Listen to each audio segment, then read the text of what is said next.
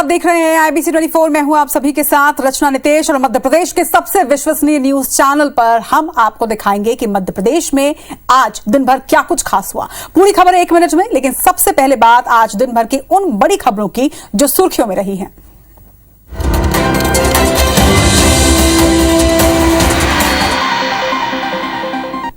और बुलेटिन की शुरुआत एक बड़े फैसले की से जुड़ी रिपोर्ट के साथ करेंगे। भोपाल में अब मीट को लेकर नया विवाद शुरू हो गया है। महापौर मालती राय के आदेश के बाद मीट कारोबारियों ने विरोध में मोर्चा खोल दिया है। दरअसल आदेश में खुले में मीट बेचने और पशुवध पर रोक लगा दी गई, और इतना ही नहीं, मंदिरों के आसपास मांस बेचने पर भी प्रतिबंध लगाया गया है। रिपोर्ट देखिए।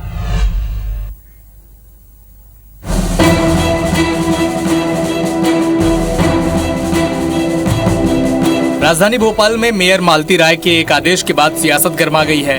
महापौर ने आदेश जारी कर राजधानी में खुले में मांस बेचने और खुले में ही पशुवध पर प्रतिबंध लगा दिया है। मीट दुकानों में शोकेस या कांच में सजाकर मांस नहीं रखा जा सकेगा। इतना ही नहीं, मंदिरों के आसपास के क्षेत्र में भी अवैध या वैध रूप से मांस के विक्रय पर पाबंदी लगा दी गई है। मंदिरों के आसपास की मीट की दुकानों के लाइसेंस भी निरस्त करने के निर्देश दे दिए गए हैं। मेरा प्रयास है कि जो अवैध मांस की दुकानें चल रही हैं वो बंद होना चाहिए, और जिनके पास लाइसेंस है तो उनकी दुकानें ओपन में ना रहें। उनको मैंने निर्देश दिए हैं कि सामने ब्लैक ग्लास लगाएं और पैक करें। और ख़ास तौर से मंदिरों पर तो मेरा ये है, यदि लाइसेंस मिल भी गए हैं, मंदिर के एकदम करीब दुकान है तो उसका लाइसेंस रद्द करके उसको कहीं अन्य स्थान पर परिवर्तित किया जाए। महापौर के आदेश के बाद राजधानी के मीट कारोबारियों ने विरोध कर मोर्चा खोल दिया है। उन्होंने अफसरों से मुलाकात कर पत्र के जरिए आपत्ति दर्ज कराई है। उनका तर्क है कि शहर में ऐसी कई जगह हैं जहां वो सालों से वैध रूप से मांस का व्यवसाय कर रहे हैं। तमाम नियमों के पालन के बाद भी उन्हें हटाकर व्यवसाय को चौपट करना सरासर गलत है। महापौर जी पूरे भोपाल शहर की महापौर है और उनको ऐसे विवादित टिप्पणी नहीं करना चाहिए, क्योंकि जब इन दुकानों को लाइसेंस दिया गया था तब वहाँ पर सभी तरह के धार्मिक लोग रहते थे। मंदिर भी होगी, मस्जिद भी होगी। कोई आज नया तो वो मंदिर बना नहीं होगा, बहुत पहले से वो मंदिर होगा।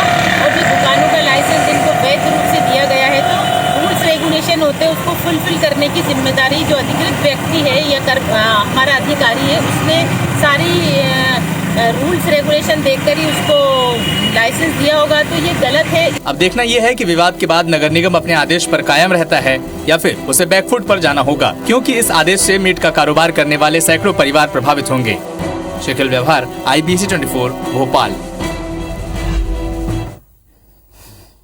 चलिए इस खबर पर ज्यादा जानकारी के साथ हमारे भोपाल सहयोगी शकील ब्योहर इस वक्त हमारे साथ जुड़ गए हैं। शकील, एक बड़ा फैसला है ये निगम का, लेकिन इस फैसले का आधार क्या, और क्या निगम के पास पूरी योजना है इसे नियमबद्ध तरीके से लागू करने के लिए?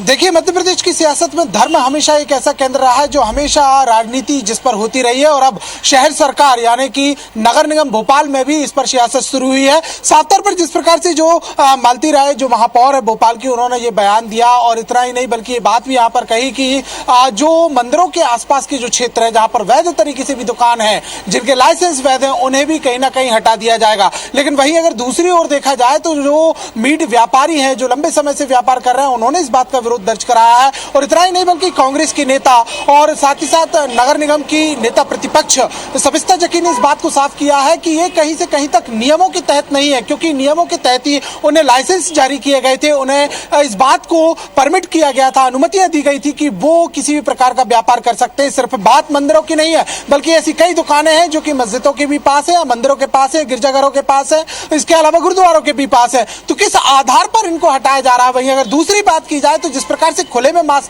बांधने की बातचीत कही गई थी कि खुले में जिस प्रकार से मांस टांगे जाते हैं उन्हें भी कहीं से कहीं तक नहीं टांगना होगा। और नए जो निर्देश यहाँ पर दिए गए हैं उसमें यह बताया गया है कि काले कांच के अंदर रखे जाएंगे ताकि ये दिखाई ना दे सके। इसका भी विरोध किया है कि दुकान के अंदर अगर किसी प्रकार का व्यक्ति यहाँ पर है तो किस आधार पर इन्हें हटाया जा रहा है। काफी सवाल कांग्रेस खड़ी कर रही है, नगर निगम के नेता प्रतिपक्ष खड़े कर रहे हैं, और साथ ही साथ मांस विक्रेता भी खड़े कर रहे हैं। और इतना ही ही नहीं बल्कि ये एक नया विवाद है और इस पर साफ तौर पर यह कह दिया गया है कि कहीं से कहीं तक इसे लागू नहीं होने दिया जाएगा। वहीं अगर दूसरी ओर हम देखते हैं तो कुछ सालों पहले भी ऐसा ही एक विवाद सामने आया था जब महापौर जो थे वो आलोक शर्मा थे, बीजेपी की शहर सरकार थी और उन्होंने भी इस प्रकार का एक बयान यहां पर दिया था कि राजधानी भोपाल में खुले में मांस का विक्रय नहीं होगा। पशुवध को लेकर भी काफी बात कही गई थी, लेकिन ऐसी ही सियासत उस वक्त भी देखी गई और इसके बाद वो आदेश आज भी अमल पर नहीं आ पाया। लेकिन जब अब देखा जा रहा है कि नई शहर सरकार का गठन हुआ है, निर्देश दिए गए, बयान दिए गए, आदेश दिए गए और इस पर अब क्रियान्वयन की तैयारी शहर सरकार कर रही है, तो एक नया विवाद भी लाजमी तौर पर खड़ा होता हुआ दिखाई दे रहा है, क्योंकि बात नियमों की जा रही है कि नियमों में आखिर किस नियमों के आधार पर इनको इस प्रकार की कार्रवाई का अधिकार दिया गया है। तो कुल मिलाकर नया विवाद है, गहराता हुआ दिखाई देगा। आने वाले वक्त में ये देखने को मिलेगा कि आखिर नगर निगम प्रशासन इस पूरे मामले पर झुकता नजर आता है या फिर मीट व्यापारी इस पूरे मामले को लेकर बड़ा आंदोलन करते हुए दिखाई देंगे। बिल्कुल, सवाल का जवाब तो वक्त ही तय करेगा। तमाम बातचीत के लिए आपका बहुत बहुत शुक्रिया सखर। चलिए बढ़ते हैं अपनी अगली रिपोर्ट की तरफ। कांग्रेस अध्यक्ष पद के लिए चुनाव हो रहे हैं। मल्लिकार्जुन खड़गे और शशि थरूर के बीच सीधा मुकाबला होने वाला है। कहने को तो दोनों ही नेता इसे फ्रेंडली मैच बता रहे हैं, लेकिन दोनों उम्मीदवार अलग अलग राज्यों के दौरे कर डेलीगेट से मुलाकात कर रहे हैं। भोपाल पहुंचे शशि थरूर ने अपने लिए वोट मांगते हुए बेबाकी से अपनी बात को रखा, या यूं कहें कि अपना दर्द बताया।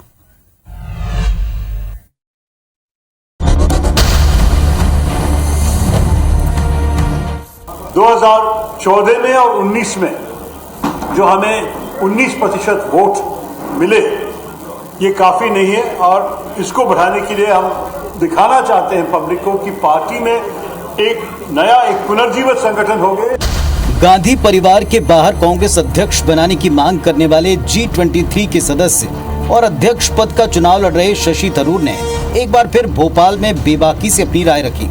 शशि थरूर ने कहा कि वो परिवर्तन के उम्मीदवार हैं, जबकि खड़गे नेतृत्व के नेता। चुनाव में अपने साथ दोहरे व्यवहार को लेकर पहले भी नाराजगी जता चुके थरूर ने MP PCC के लिए कहा कि उनका स्वागत जैसा मध्य प्रदेश में हुआ वैसा कहीं और नहीं हुआ। कि दोनों उम्मीदवार को जो समान ट्रीटमेंट मिलनी चाहिए, ये मध्य प्रदेश में मुझे मिला। मैं बहुत बहुत खुश हूँ और ये सही है कि दूसरे प्रदेशों में मैं ये नहीं देख सका। इसके अलावा थरूर ने नेतृत्व पर सवाल उठाते हुए कहा कि 2014 और 2019 के लोकसभा चुनाव में कांग्रेस को 19% वोट मिले। इस हालात में कांग्रेसी कब तक रहेंगे? इसका एक ही इलाज है कि कांग्रेस को मजबूत किया जाए। गांधी परिवार पर शशि थरूर के सवाल उठाने के बाद और मल्लिकार्जुन खड़गे के बयान के बहाने बीजेपी कांग्रेस और गांधी परिवार पर फिर हमलावर है। कांग्रेस को पता है कुछ मिलना दिलना तो है नहीं, 2023 में भी 2024 में भी, और इसलिए कोई एक व्यक्ति चाहिए था जिसकी बलि चढ़ाएं, और इसलिए खड़गे साहब को उन्होंने चुना है। जो राष्ट्रीय अध्यक्ष बनेगा वो बलि का बकरा बनेगा। नेहरू परिवार ने जब हलाल करने का मन खड़गे जी का बनाया है, तो फिर थरूर जी को माला क्यों पहनाई जाएगी? बहरहाल कांग्रेस के नए अध्यक्ष को लेकर फैसले की घड़ी करीब है। 17 अक्टूबर को मतदान और फिर 19 अक्टूबर को मतगणना के बाद देश के सामने कांग्रेस के नए अध्यक्ष का चेहरा होगा। लेकिन चुनाव के पहले थरूर की व्यथा कई सवाल उठा रही। मसलन कांग्रेस भले ही दावा करे कि अध्यक्ष पद का चुनाव निष्पक्ष होगा, लेकिन जिस तरह के संकेत दिए जा रहे हैं उससे तो संदेश ये जा रहा है कि 10 जनपद का समर्थन सिर्फ खड़गे को हासिल है। तो सवाल ये, क्या चुनावी बिसात पर महज प्यादा साबित होंगे थरूर? सुधीर दंडोतिया, IBC 24, भोपाल। लोग क्या कहेंगे, ये जुमला आपने कई बार सुना होगा, लेकिन कल से MP की सियासत में 4 लोग सुर्खियों में। हालांकि उनका नाम अब तक सामने नहीं आया है, लेकिन गोविंद सिंह के बयान ने MP में सियासी तपिश को बढ़ा दिया है, जिसमें उन्होंने ये कहा कि बीजेपी के 4 विधायक उनके संपर्क में हैं, जिस पर बीजेपी हमलावर है।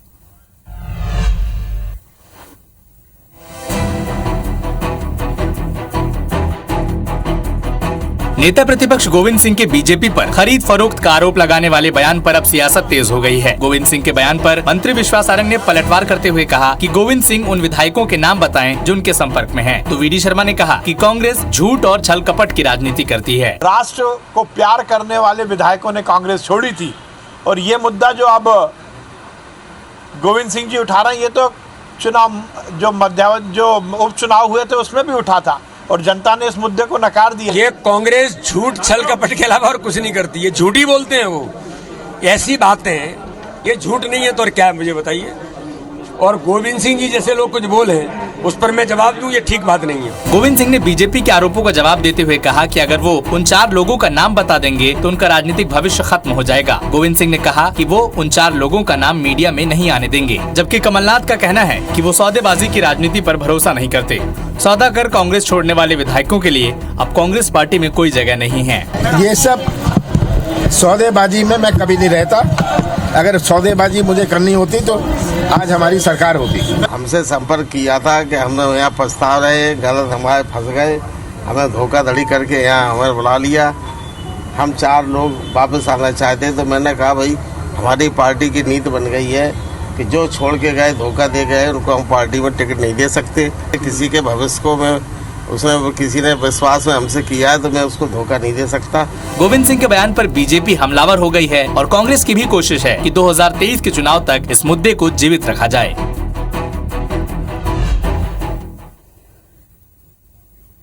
गृह मंत्री अमित शाह के ग्वालियर दौरे को लेकर बीजेपी ने तैयारियां शुरू कर दी हैं। आज वी डी शर्मा ने कार्यकर्ताओं के साथ एक बैठक की और 1 लाख लोगों को कार्यक्रम में जुटाने का लक्ष्य तय किया।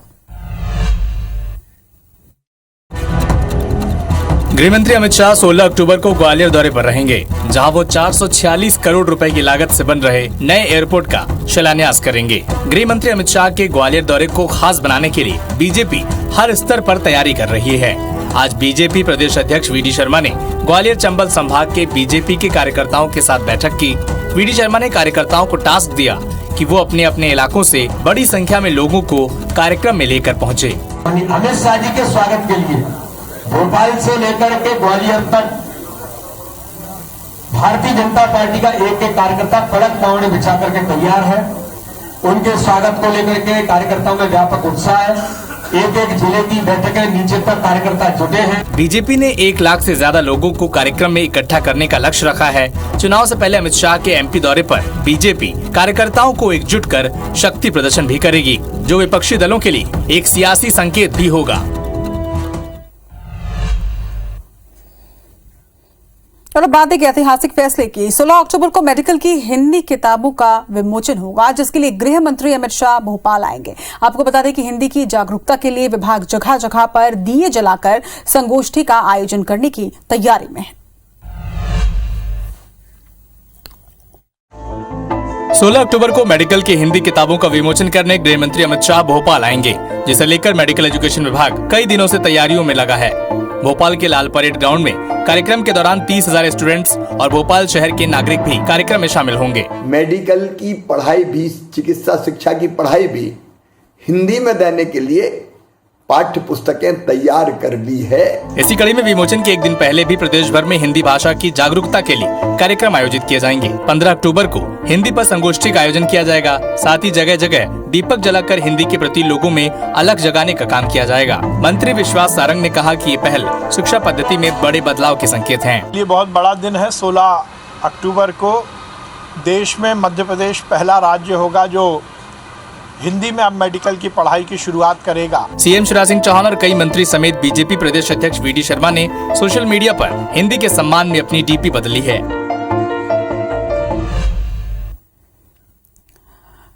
भोपाल के एमपी नगर थाने में पदस्थ एक कांस्टेबल का वीडियो सोशल मीडिया में वायरल हो रहा है। हो सकता है आपने भी देखा होगा, जिसमें वो नशे में नजर आ रहा है और एक छात्र की पिटाई के बाद लोगों ने उसे किस तरह से घेरा और क्या है ये पूरा मामला, इस रिपोर्ट में आपको दिखाते हैं।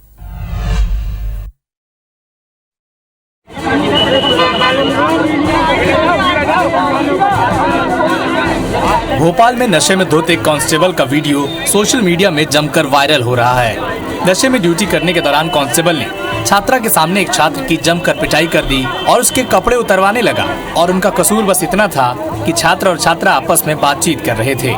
मौके पर जब भीड़ जुटी तो कांस्टेबल भाग निकला, लेकिन वहाँ मौजूद लोगों ने इसका वीडियो बना लिया। कांस्टेबल एमपी नगर थाने में पदस्थ है और ये घटना कल यानी गुरुवार शाम 5:30 बजे की बताई जा रही है। दरअसल रचना टावर के पास दो छात्र छात्रा आपस में बातचीत कर रहे थे, लेकिन ये बात कांस्टेबल को नागवार गुजरी। छात्र से वहां खड़े होने की वजह पूछकर कांस्टेबल ने उसकी पिटाई शुरू कर दी, लेकिन जैसे ही मौके पर भीड़ जुटना शुरू हुई, कांस्टेबल मौके से फरार हो गया।